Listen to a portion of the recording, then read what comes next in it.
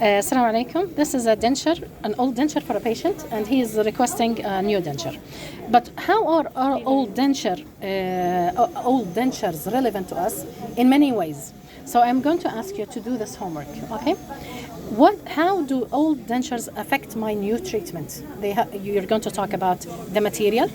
You're going to talk about procedures, hygiene, okay?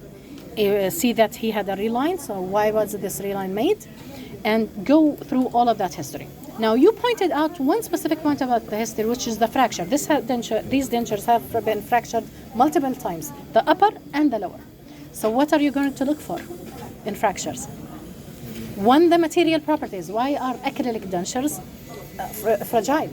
Okay, like a glass. Even they are a polymer or a plastic, a way of a plastic, but still they are fragile like the glass. So what is about the material that makes it this fragile?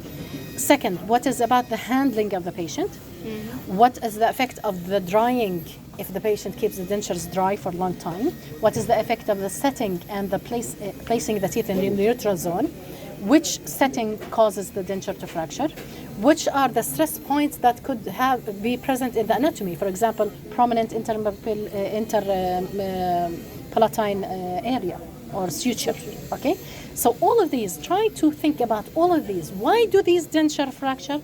And solve them before you do the second. So you can go with the procedure, you made the primary impressions. The idea is I have to instruct the patient and go with him step by step each time about the material, the handling, no drying of the denture, make sure that the setting of the teeth are not out of the ridges, either buccally or palatally. Usually it doesn't go palatally, more it goes buccally. Are there thin areas?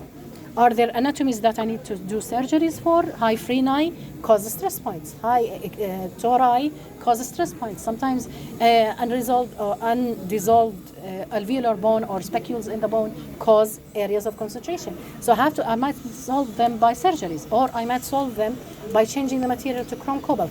All of these things, they trigger me.